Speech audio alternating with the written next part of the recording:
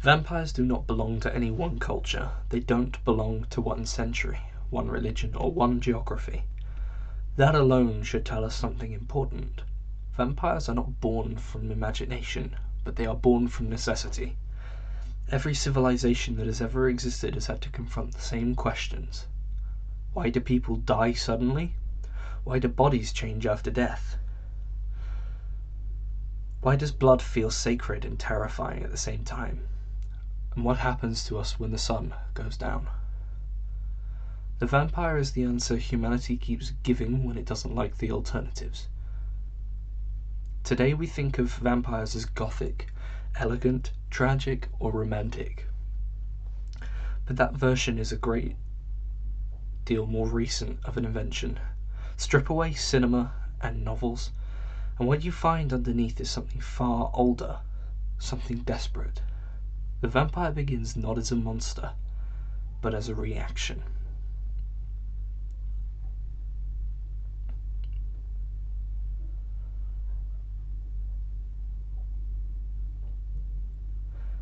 Before science, the night was not neutral, it was hostile territory. The sun meant safety, it meant warmth, visibility, and routine. The night meant predators, illness, vulnerability, and death. Humans are not nocturnal animals. Evolution did not equip us to thrive in the darkness, so early societies filled that darkness with meaning. Anything that happened at night needed an explanation. People died in their sleep. Children failed to wake. Livestock were found drained, mauled, or diseased. Bodies behaved strangely after burial. Blood appeared where it should not. The human brain hates uncertainty, especially when survival is at stake. So ancient cultures created agents for these events. Something had to be doing this, and that something almost always fed.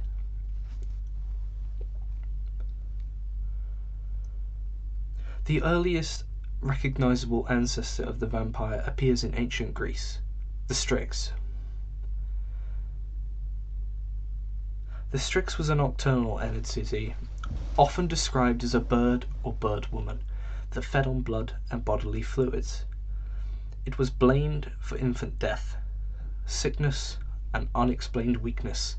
Crucially, it was not always fully physical. Sometimes it was a spirit, sometimes a creature, sometimes a woman. That ambiguity matters. The Strix represents a time before rigid categories. It existed between animal and human, between life and death, between superstition and belief. It wasn't evil in a Christian sense. It was dangerous in a natural sense. Roman writers later described the Strix as something that flew at night, screamed, drank blood, targeted the vulnerable. Already, we see the blueprint. Rome inherited the Strix and immediately tried to regulate it. Roman culture feared disorder more than almost anything else. So supernatural threats became legal concerns.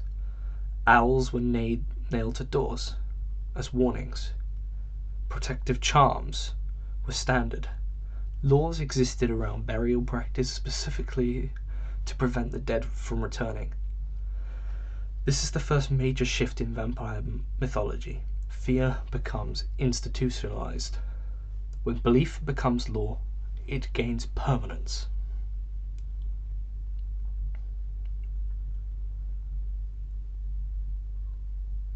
Blood is never incidental in vampire myths, because blood has never been neutral in human culture. Blood means life, lineage, sacrifice, covenant, and identity. Losing blood means weakness or death. Sharing blood means kinship or obligation. Drinking blood is a violation of boundaries, so deep they feel instinctive. That's why the vampire drinks blood, not flesh. It steals vitality, not meat. It consumes life itself. This is not coincidence. This is psychological precision.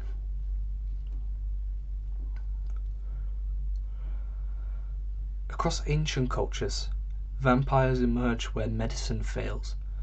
Plagues, tuberculosis, anemia, stillbirths, sudden fevers, decomposition misunderstood as animation. They weren't abstract problems. They were personal, devastating, and constant.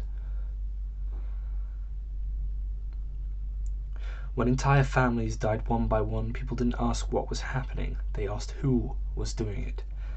The vampire answers that question.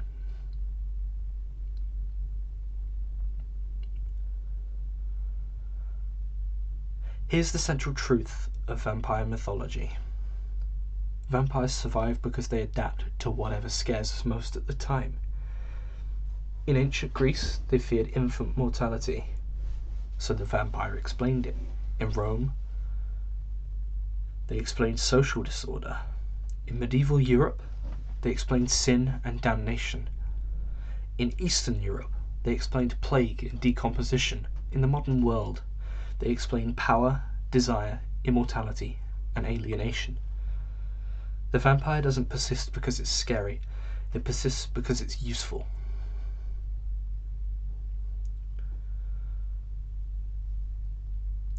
As Europe changed, the vampire changed with it.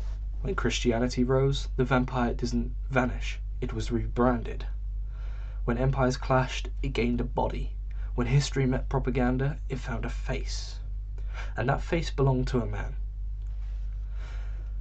In part 2, we move into the single most important force in shaping the vampire myth as we know it, Christianity, and the creation of evil with teeth.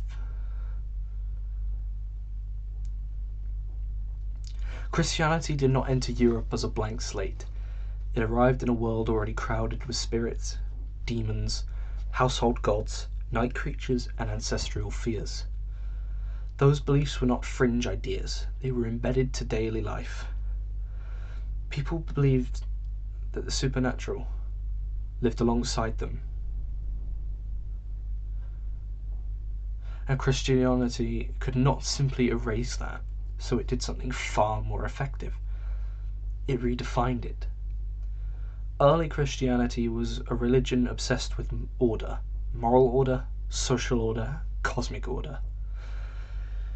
It divided the universe cleanly, God above, Satan below, humanity in between. Salvation or damnation, heaven or hell, light or darkness. Anything that lived in the grey had to be pushed one way or the other. The vampire, or rather the pre-Viric vampire night entities, were already associated with darkness, blood, disease, and death. Christianity did not invent these associations. What it did was moralize them. The night creature stopped being dangerous, and it became evil.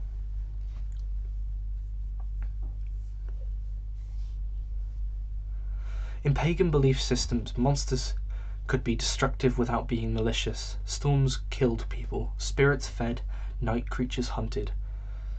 These were facts of existence, not moral judgment. Christianity rejected this idea completely. In Christian theology, suffering must have meaning, evil must have intent. If something causes harm, it does so because it aligned against God. This is where the vampire fundamentally changes.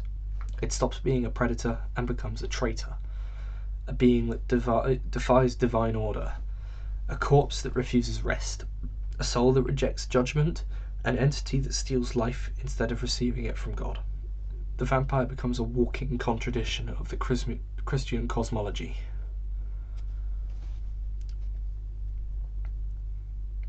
Christianity promises resurrection, not immediate resurrection, but eventual, orderly, God-sanctioned resurrection. The dead are meant to wait, quietly and properly. The vampire does not wait. It rises without permission. That alone makes it intolerable. A vampire is not just unnatural, it is insubordinate. It bypasses God's authority over life and death. It achieves eternity without grace. It lives forever without redemption. From a theological perspective, that is worse than murder. It is blasphemy.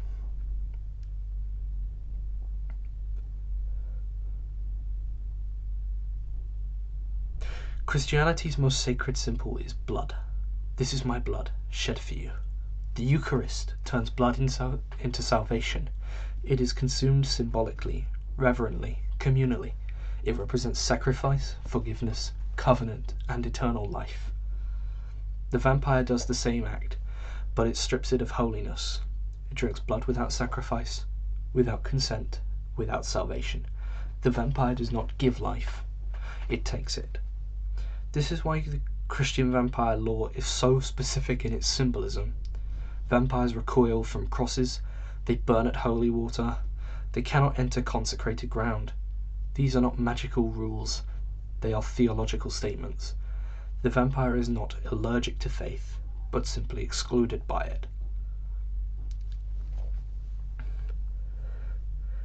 Here is a crucial truth that often gets missed. Christianity did not simply fight vampire belief, it benefited from it. A world without monsters is a world where evil feels abstract.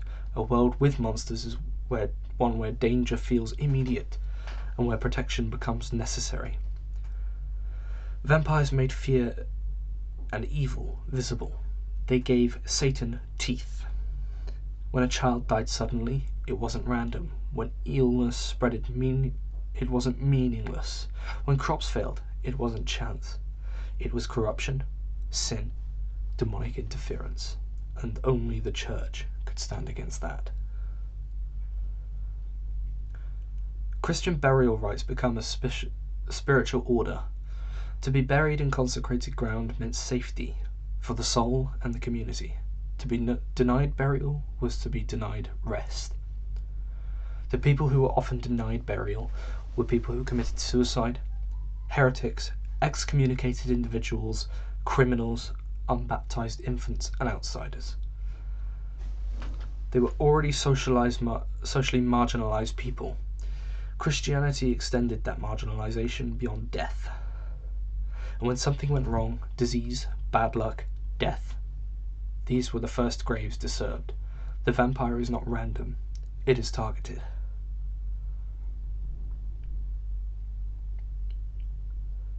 The medieval Christians did not fear death, they feared incorrect death.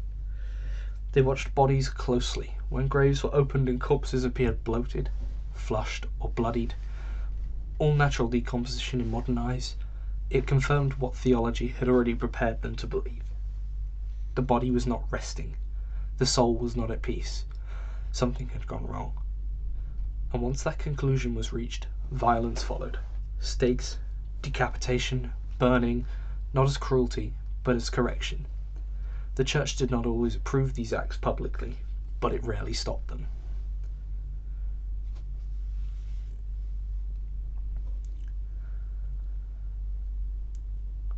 Christian demonology required Satan to be active in the world.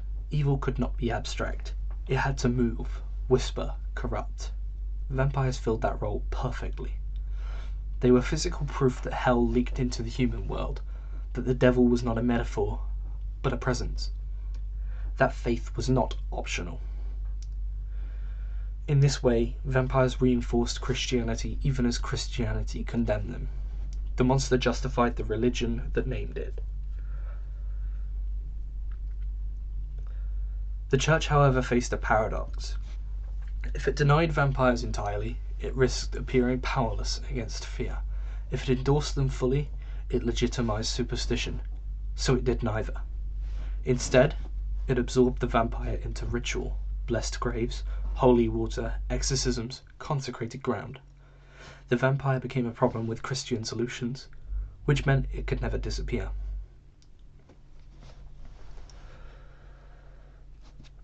By the time Christianity had finished shaping the vampire, the creature was no longer a shadow.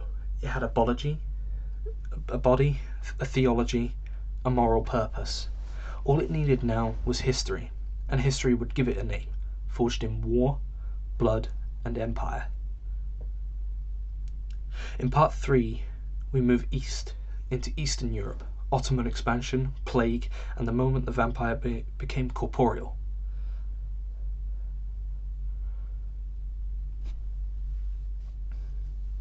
By the time the vampire reaches the modern era, it is no longer merely a creature of superstition or religious anxiety. It becomes a mirror, a reflection of the fears, desires, and contradictions of the societies that continue to resurrect it. The vampire survives not because it is ancient, but because it adapts. The 19th century marked the vampire's full transition from rural folklore into literary consciousness. Industrialization uprooted communities, science challenged faith, and empires expanded while moral certainties collapsed.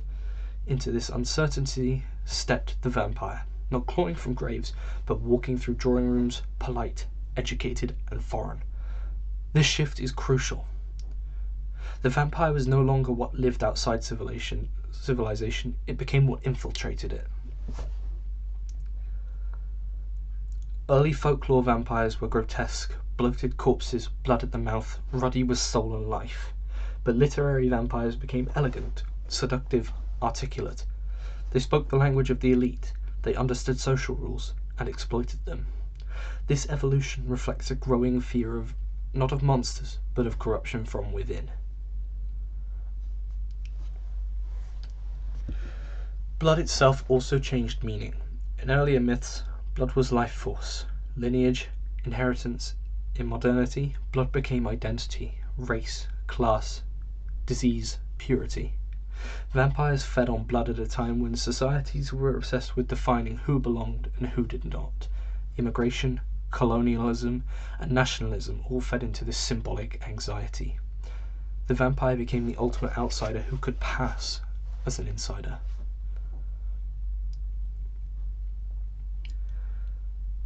Cinema amplified this symbolism. Early silent films portrayed vampires as shadows and angles, elongated figures creeping through urban landscapes.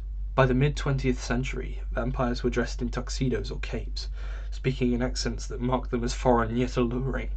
These depictions coincided with global wars, ideological conflicts, and fears of infiltration. Communists, spies, enemies who looked just like us. And yet, even as the fear embodied the vampire, it also embodied desire, immortality, power, sexual freedom, escape from moral consequence. As traditional religious authority waned in many parts of the world, the vampire absorbed the role of once held by demons and devils, but without divine judgment. The vampires did not answer to the god. They existed outside salvation and damnation alike. In a secular age, that was terrifying and intoxicating.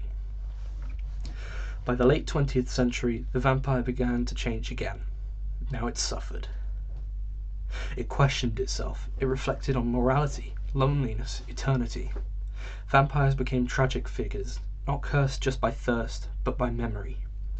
This shift mirrors a modern world increasingly focused on psychology, trauma, and identity. The vampire no longer asked, "How do I feed?" but rather, "What does it mean to live forever?" And perhaps this is why the vampire persists. In this form, the vampire stops being a monster and becomes a metaphor for humanity itself. Endlessly consuming, haunted by history, unable to die, yet unable to truly live. Because in every age, it becomes exactly what we were afraid we might be becoming.